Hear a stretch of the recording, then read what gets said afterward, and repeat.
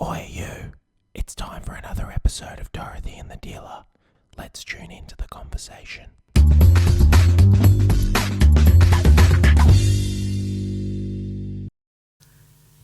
I don't know if you can actually sing We might. this Well, song. we You can't, never well, know. that's never stopped us before, Phil.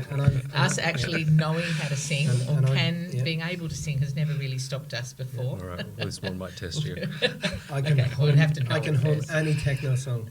Any techno right. song. Phil. Well, Go on. let's- What's your favourite? Is it your favourite song or your current go-to song?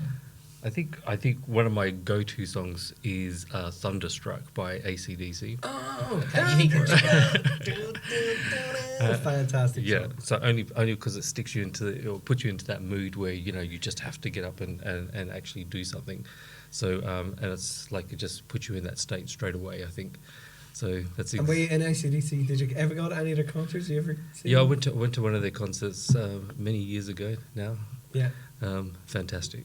Yeah, So, yeah. it's Such absolutely genre. awesome. And to think, like to think that they're Australian lads, but West Australian, Yeah, it's just bonkers. yeah.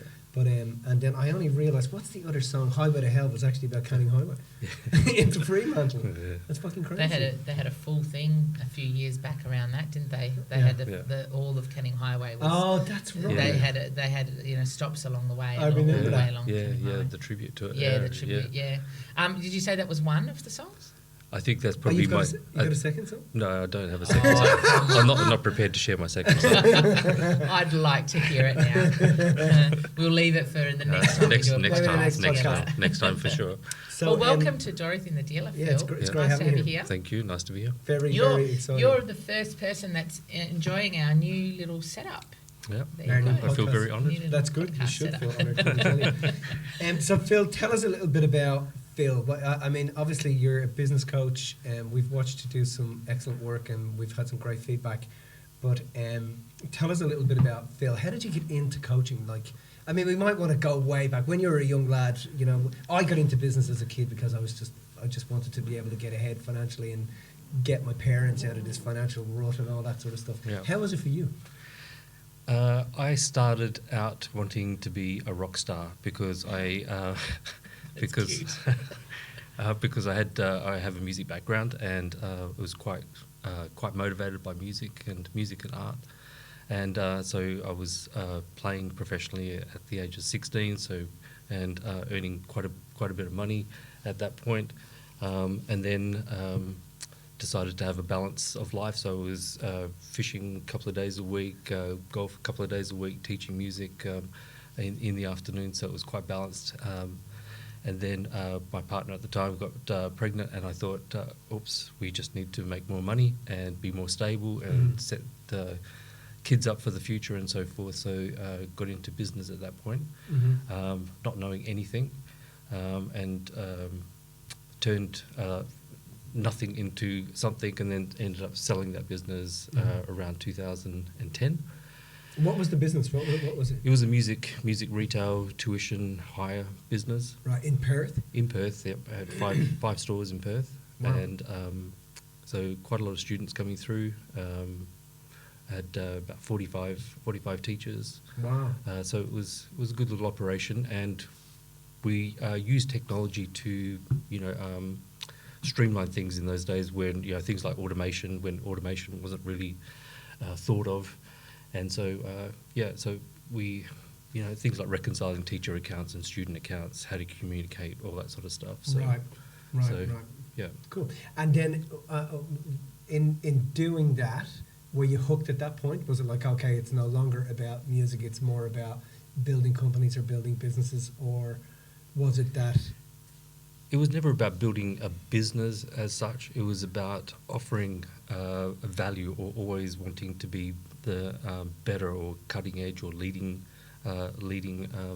business. Right. So always making sure that it was a very customer. I've always been very customer centric in thought. So that's anything I sort of do is like, how do we make it better? How do we make it more exciting? How do we inspire more people and stuff like that? So that was the whole thought process. So we had lots of concerts, and we had like rock bands for kids and all that sort of stuff when I had the music place. So school holiday programs, so it was quite exciting to be part of, and just it was really good. And so the innovation was what you were addicted to, being able to build something different and new and on the cutting edge. And Yeah, it was all underpinned by solving problems, I think. So you have this huge big problem, and you start to go, okay, well, how are we going to fix it? And so do you fix it with technology? Do you fix it with people? Do you just not do it anymore to fix it? All those sort of thought processes go through your head. So It's definitely one of the things I've noticed about you in pretty much every conversation that we've had is like, what problem are we solving? How are we going to, what value can we add, kind of thing? Every conversation's been around what's the actual outcome for the person, for the client, for the business. Because you're doing some work with our business people here, and it's like, well, it's like you really do get off on solving the problems, and actually sorting out what's the actual thing, that they need. Yeah, because it makes a massive difference in people's lives. Like if you're consumed by problems, you have that weight and anxiety and stress and all that sort of stuff. So if we can actually find a way to cut through all that, so that it's a win for the business owner and the clients and their processes and everybody around them. If you have that win-win-win scenario, it's massive. It's life-changing for most people. So if we can solve the right type of problems, then it's always worthwhile for sure. How do you know the right type of problem? Well, there's a thought process that we go through. It's actually understanding, are we focusing on the right problem? So who else solves that problem, and is it a problem actually worth solving? So there's no point in actually spending $1 million to solve a $100,000 problem. That just doesn't make commercial sense. But if it's a big problem, then we can get to the crux of it, and then we can start researching about how do we go about fixing that, or problem solving, and then finding a solution at that point. so when dealing with that sort of stuff, right, how much is systems, processes, and how much have you found as mindset? And when you're dealing with that stuff with a client who perceives they have a problem, because a lot of the time we find that people, getting into business, they go through a couple of stages. They get into business and then they just throw themselves into business and they just become the business. And then they realise they've become the boss and they don't give themselves any time off. And now they fucking hate the boss, and it turns out that that's themselves. And so they really have built a sarcophagus to be able to fall into. And then they have this awakening, and then there's a process of, okay, if I sharpen, either it's going to, they lop their own head off, or else they go, okay, I can turn this around. But how much do you find is mindset and how much is systems? It's definitely a combination. So people are usually motivated to get into business because they want a change in their life, and so it's either they're motivated by a family, or they just want more time. They want to take control of their own destiny and stuff like that. So when you get into business, you know some things, and it's usually some of the stuff that you're really, really good at. And then there's a whole bunch of stuff that you don't know, and it's all the stuff that you don't know, and it's what you don't know what to ask, or you just don't know what you don't know, and so therefore it becomes that consuming part, and then you're on this big, huge learning curve, and you may make wrong decisions along the way, and then it consumes your time, it consumes your money, it consumes your whole psyche. You just have this. Sometimes it gets quite crushing. So what we try to understand is we try to look like, if we draw a horizontal line, if you can imagine a horizontal line, and your genius is above the line. So that's the only thing above the line is your genius. Then all the other stuff below the line is the business noise. So things like marketing, sales, compliance, governance, bookkeeping, accounting, all that sort of stuff. And usually what happens is when you don't have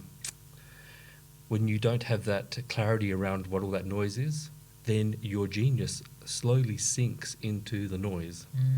All right, and then what happens is you get consumed, and your genius is now part of that noise, and now you've got all this noise going around. So what we try to do underneath that, and how we work with some of the the clients here is that we push them back up into their genius, and then we sort out the noise so that they are put into a position where there's a higher probability of success. So with the noise, are you talking? What do you think the noise generally consists of? I mean, is that too broad a question, or is there a familiar series of things that seems to be the noise for people, so that people can go, oh, well, that's the fucking noise I'm trying to deal with? Yeah, I think business owners take on everything, and we all do it at some point where we take on everything in the business and we become a master of nothing, but we know a little bit about everything. Yeah. And so what happens is, because we're not a master at it, we take focus away from our genius, and then we lose part of our genius to that little bit of stuff. And so people will get say like an accounting package like Xero, and then they'll start doing their own bookkeeping, and then 2 weeks down the track, then they go, well, I don't understand this, or it's not set up properly, so I can't get this. And then they go, it's too hard, I don't know what I'm doing, so they just don't do anything. And then it becomes a bigger noise. So then more focus is taken away from their genius and put into that noise to try and fix a problem that they don't actually really need to worry about, because a bookkeeper might come in and actually just fix that problem within 2 seconds. And that's what people need to understand. It's a little bit of false economy when and talking about mindset before, is if you can actually get your mindset saying, I need a team around me in order to achieve and have that collaborative approach to building a business, you're going to be far more successful, because that's a diverse thought process, a diverse thinking, and collaborative approach to people wanting success for everybody. Well, it lets everybody's genius shine through, and the bookkeeper can be the bookkeeper, 100%, yeah. It's a funny thing coming from a situation where, it was. My dad was a bit like that. He was always trying to do everything. He was a master of really nothing. He was a good engineer. That was really his forte. But he tried to be a taller and a painter and all those sorts of things. And that, I think, that kind of cost him through life. Yeah. And I think one of the things I've found over time is that there's a great power in delegation, but the key to delegating is you have to delegate up. You can't delegate down. And as long as if you're sitting with an accountant and they're saying, or your business coach goes, look, you got to delegate your marketing, and your brain goes, the accountant brain, and you goes, well, I haven't got any money. You have to be able to find another way to do that, to be able to go, no, maybe it's an exchange with this marketer, or maybe it's there's always another way to do it. But if the brain goes, oh, look, the coppers are not in the coffers, how are you going to do it? I've just found that over time, if you're able to just think, people will generally want to come in and help, because we all want to get ahead. Yeah. And it's just being able to, first off, delegate up, make sure you don't delegate down, and then don't think that money is the obstacle to be able to delegate. Yeah. Yeah, it comes down to resourcefulness and thought process around this, and your mindset as well comes into it. But the part which is pretty important here is whatever you can afford at the time, you get the best to what you can afford. So as time goes on, that best actually changes. So you need to understand there's one fundamental part here, which is you need to understand the outcome that you're trying to achieve, because it doesn't matter if you delegate all these roles to everybody else and get rid of all that stuff, and we call that the noise. We want to get rid of all the noise and delegate. But if you don't know what the outcome is going to be or what you're trying to achieve, then all you're just doing is delegating stuff that people just doing stuff and not stuff to actually achieve anything. Yeah, it's not going anywhere. It doesn't Yeah. have the place, Yeah. the common goal that you're heading towards. Yeah. So do you think that what makes people let go of that genius? I mean, the noise is there, but do you think it's the mindset that makes them fall into that noise, or do you think it's skill set, or do you think it's an ignorance of, what is it that you feel makes them forget their genius and fall into that noise space? I can do as it. a general rule. Yeah. You'll hear things like, I can do it better than somebody else. Right. I might as well do it myself, because if you want a job done, you just do it yourself. Yeah. You'll get it done quicker and easier, and you know, why am I spending that much money when I could do it myself? Mm-hmm.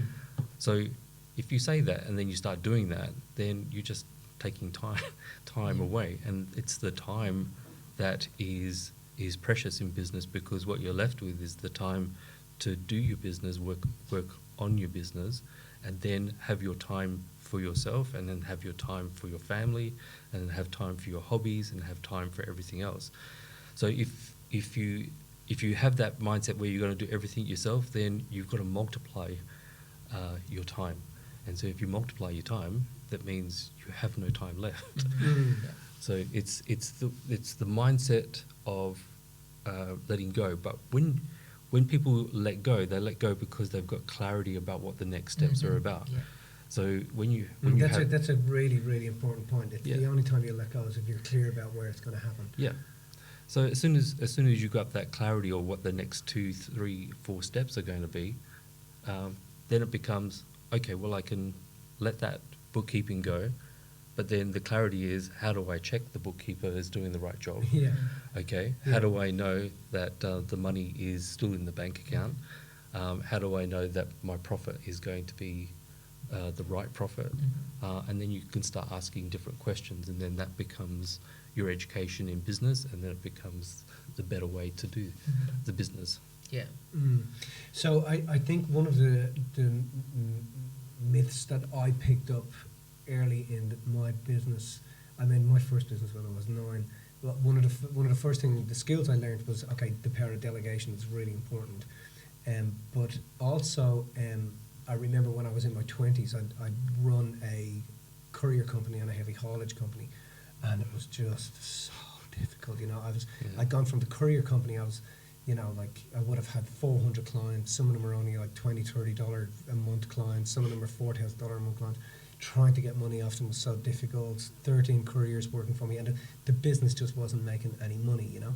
And I remember one day thinking, okay, if I applied the same amount of energy that I'm applying over here into a place where there's more money, you know, it's still transport, but, you know, if I get into trucking and haulage, and that being able to let go of that and go, this is just, it's telling you to let go. The business is telling you to let go. But if you apply it over here, you know, you're going to learn more, you're going to have more resources, and you're going to be able to achieve more, and it's going to give you more time. This was swallowing my time. Yep. You know, because I was bred being told, if you have a business, you got to work 70, 80 hours a week, that's just, you may as well shoot yourself in the head. It's just, it's absolute nonsense. Yeah. But it's for me, it was difficult to have that bred out of myself. Yeah. Do you know what I mean? You're better being smarter with your time, and that includes making sure you got time for yourself, making sure you got time for your family, because 100%. what's the point? That's what we all do it for. That's, you know, you get into business to have more time, potentially make more money, and have that flexibility to do whatever is your passion, you know. So, and family is one of the big motivators why people get into business. So I want to build a better life for my family. I don't want them to experience what I experienced.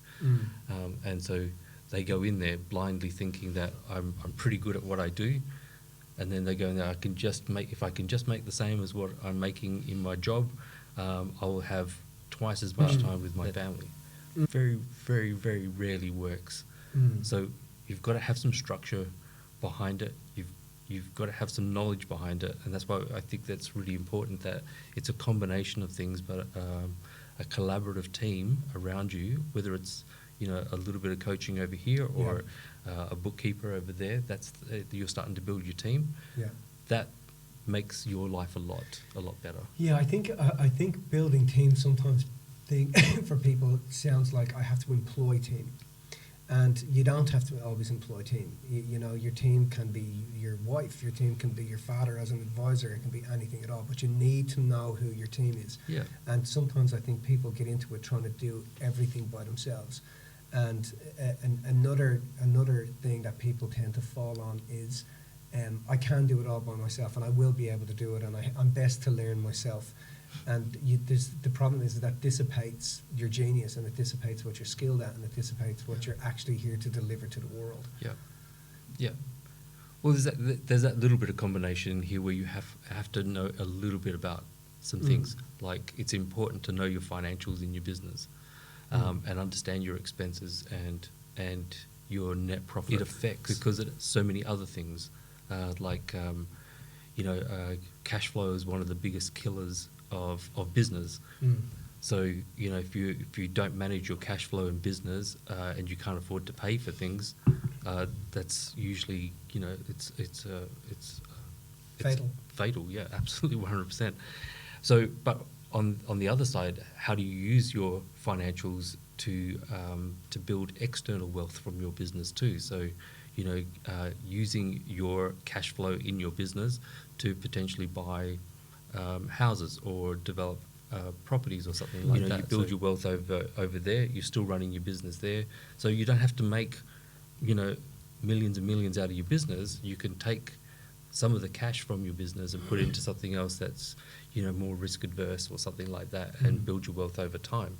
So there's a whole bunch of combinations, and everybody's motivated differently. So, but if you think from a holistic point of view, then you'll tend to run your business a little bit differently as well. So, when you say a holistic point of view, just give an example of what you mean by that.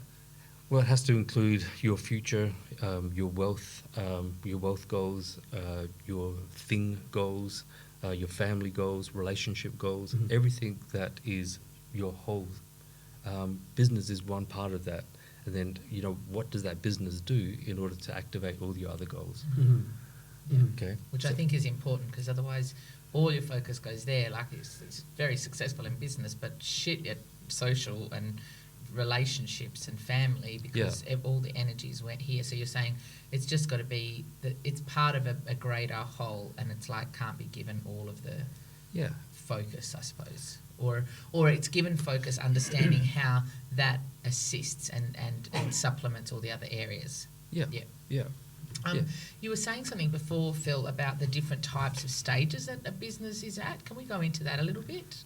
Yeah, absolutely. Like all the different types of stages that we have in the business, and why that's relevant, and how that can help people to understand, I suppose, where they're going. Yeah, where they're at. Yeah, so the business journey here is really quite important, and business journey is usually the same for any business.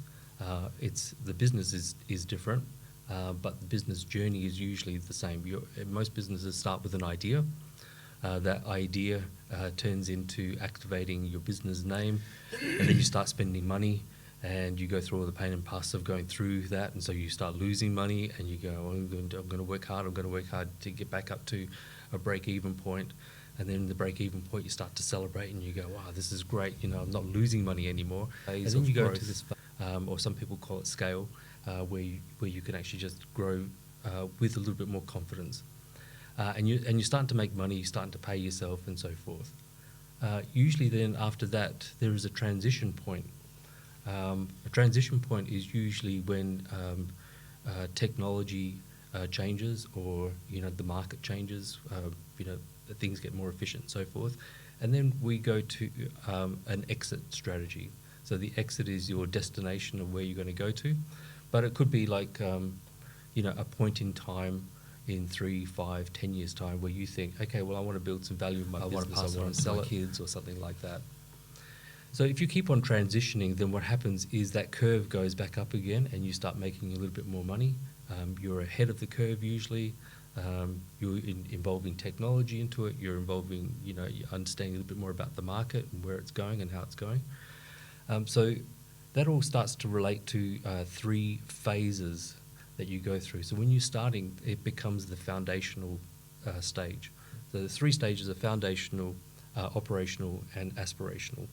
And the foundations, if you don't have all the foundations right, then it's very, very hard to operate your business. And if it's very hard to operate your business, then there's no way that you can grow your business. There's no aspirational aspect to your business. So whenever we talk to people here, we want to make sure that the foundations are right, and that they're solid. It's like building a house on weak foundations, the house is going to fall down. So the foundations are super, super important. And when you get that happening, then it makes your operations. And your operations can be done lots of different ways, and it usually involves then your systems, your processes, and your technologies and all that sort of stuff. And then that goes into your goals and your, how far can we actually grow this business, that sort of stuff. So whatever your goals for your business are. And then that you relate it back to whatever you're fully motivated within your life. So if it's, I'm going to get my mansion, I want to get my Ferrari, or I want to travel, every 6 weeks, that type of stuff. There's got to be an anchor point somewhere, so that you're always, always delivering. So that's your aspirational side, and all of those three obviously have to fit together. They all have to have do you feel that people need to set times with those things? Should they always be running at the one time? What tends to happen is most people focus on the operational and forget foundational. Right. The operations then just go all over the place, and then they try to do the aspirational and never get there, but they then go back. As soon as they have to come back. As soon as go back to the foundations, then all of a sudden, we go, okay, well, that was what I was missing, and that gives you a much more solid platform to then go operations, and then bang, now you're in that grow and scale phase. One of the things I've noticed over the years when dealing with clients when it comes to business, especially clients who are good at what they do, and then so they're working for the man. They realise they're good at what they do. They realise the asset that they are to the man that they're working for. And then one day they have an epiphany and go, you know what, I really should be out doing this for myself. Yeah. And then, so when they do that, they then generate a whole stack of customers. They tend to hit a glass ceiling financially and work-wise.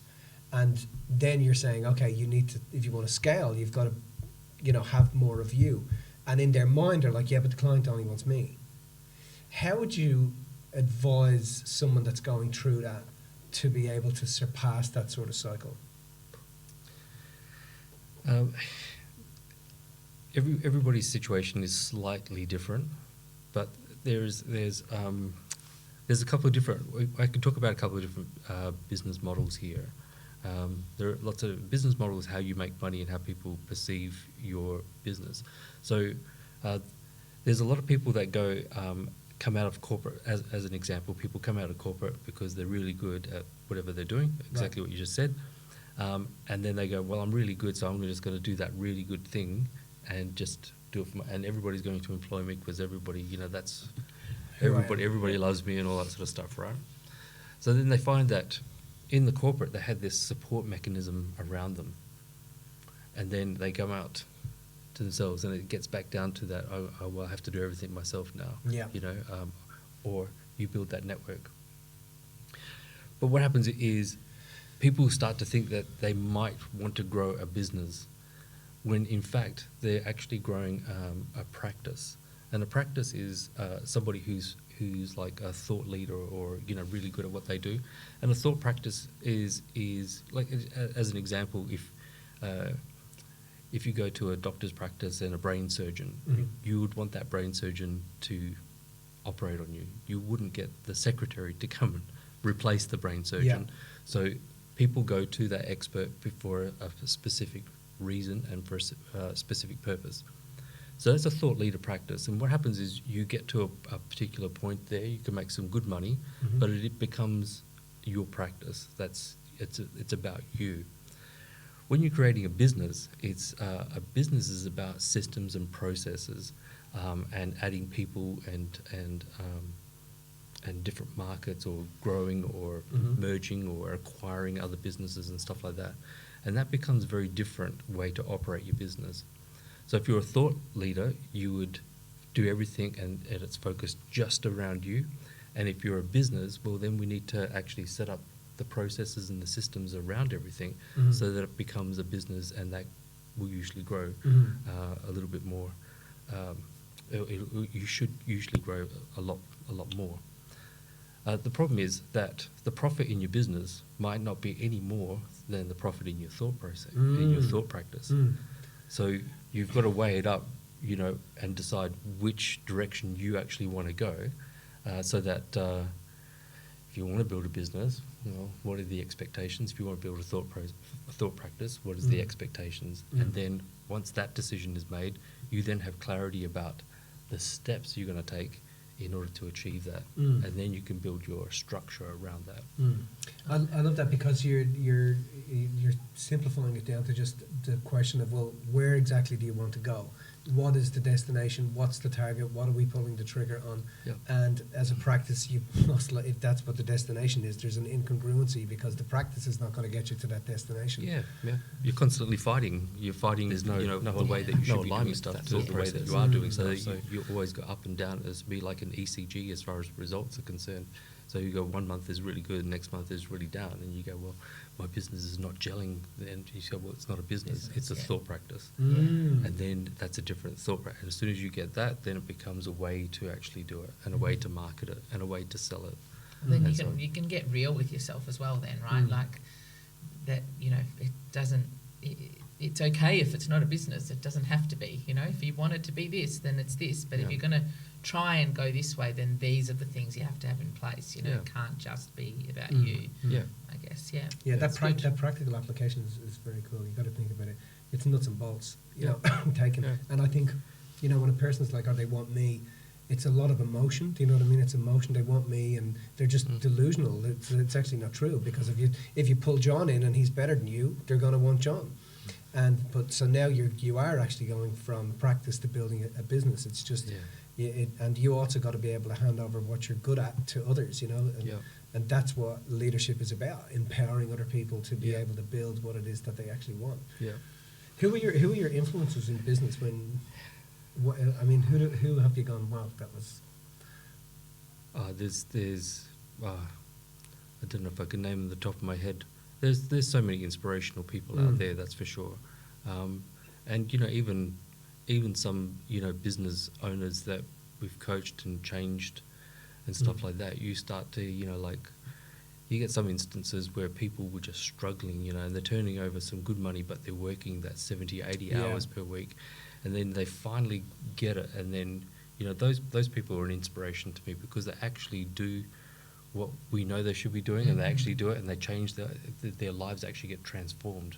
takes a lot of courage to do that as well, especially when you've been doing things one way the whole time. Yeah. Yeah. But that's an inspiration to me, and a motivation for me to keep on doing, what I'm doing. So, it's like if you can transform somebody's life for the better, it's a great feeling. So you can be inspired and motivated by lots of the unicorn founders and all that sort of stuff, and how people think, and there's so many smart people around, and you go, well, it's amazing brains and amazing operations and amazing cultures, but sometimes we just need to look at who's in our backyard as well, and go, there are plenty of inspirational people around us, and we can actually learn a lot from them too. So I like that.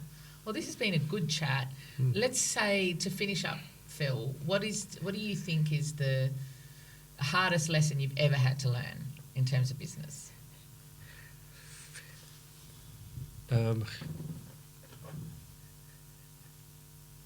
Decisions are usually made by intuition, but then backed up by logic. Lots of data nowadays. But trust your intuition firstly, but then make sure that you back it up. And every time that I didn't trust my intuition and just looked at numbers, it cost me quite a bit of money. But there's a combination. When you walk into a room and instinctively that this is a good thing, or these people are nice people and stuff like that, you want to trust that, and you want to keep on trusting that. But you also, now we've got so many tools and so much data that's out there that we could, like your success might be, at 10 o'clock, but if we can check the data and check the information that's coming through, then your success, piles into that 2 o'clock, and you're shifting that dial up dramatically, purely because you've got that combination, and passion. Do stuff with passion. I think if you're passionate about something, it's much easier to get out of bed and do it. So, yeah, I like that. I think, honestly, even that whole, you were saying that to us the other day about something, and the intuition backed with logic. I kind of focus on the intuition part and forget about the logic part. Do you know what I mean? And sometimes you will focus on the logic part and not the intuition part. It's like, no, you actually have to have both. You have to follow one and then use the logic part to back you up if that's the Yeah, that's I needed. think that way, but there might be a lot of people that don't think that way. Yeah. But I like to think that way purely because I think your passion comes through, and so therefore, you know, like a small to medium sized business, if you have that good feeling about it, and then you go, okay, well, yeah, that's my feelings are now justified. Mhm. That to me is like a winning combination. Cool. It usually works well. So when your intuition, how do you know when your intuition? How do you, because some like intuition can be mixed with Yeah. you know, that push pull part of ourselves. Yeah. How do you know when you're listening, when that's like Yeah, my test is actually when I say it out loud, I actually believe myself. right. Then I know that it's pretty good. But if I start saying something and then it just doesn't really blah, blah, blah, Yeah. then forget it. You know, that's like it's a crap idea. So Mm. don't worry about it. So you know, Yeah. it just doesn't make sense. It's not gonna happen. So Yeah. Have you ever told people that you wouldn't work with them? yeah. Right. And what do you think generally what do you think is happening? What's your signal that goes, oh, I'm out. No, this is not. I don't know if I want to actually say it Okay. in public, but what I can say about that is I like it when people actually do, Right. and not question, Right. and Yeah. then don't do it anyway, and still question after that. Right. Right. All right, so there is a lot of thought, a lot of research, and a lot of experience that gets put into any strategy or any thought process to do with a business. So, and it's that combination of academic versus operational versus experience and ownership and all the pain that every business owner goes through, all that sort of stuff. You get that combination when we actually talk to business owners, and when we design something, it's designed for a particular reason. We hope, and with a fairly high accuracy level, that we give you some very solid insights and considerations so that you have that higher probability of success. But if you don't actually do that, then all it is just a design. Mm. It's like designing a house on paper and never actually Nothing building it. happening, yeah. All right. Mm. So Mm. you can have this nice, pretty picture, but Doesn't mean anything. you're not going to live in the house of your dreams. So, Mm. you know, so if people do, it's like amazing. Mhm. So you like to see action. You like to see doers and 100%. yeah. And I mean, do you find I know we're about to wrap this up, but do you find I find when I sit with people, I know if they're a go-getter. I know if they have the fire. I know if it's there that that they're they're a person of their word. Look, there's a lot of personalities. There's lots of different personalities, and you know, when we look at archetype profiles and look at people's behaviour, it's very important to understand how people react or how they're going to do things. So, like if you're a a sovereign type archetype profile, you're going to okay. But if you're a sage type person, you want to know like all the little detail. All right. So if I talk to somebody and say, okay, well, we're going to do this, and you're a sage type archetype, Yeah. and I go, no, it's a much bigger picture. Well, it's just a misalignment of how we talk to each other. So I'll need to say, well, this is the 100 steps that we're going to get there. But the sovereign archetype, I'm going to say, no, we're just going to get there and off we go. Okay? So how we talk to people and how we communicate what that strategy is or what that idea of how we're going to help people is super important to me. So there's lots of different personalities, lots of different behaviours. You know, like it comes down to actually actioning things or doing things. Yeah. At the end of the Fantastic. day. That's great. That's cool. It's been great talking to you. It's been good talking to you, Phil. Yeah, I'm making sure we do another podcast so that I can hear the second song another time, okay? I might be a little bit more Plus prepared for that other one. awesome information. That was really good. Thanks Thank for you so sharing that. much. All right, great. Thanks. Cheers.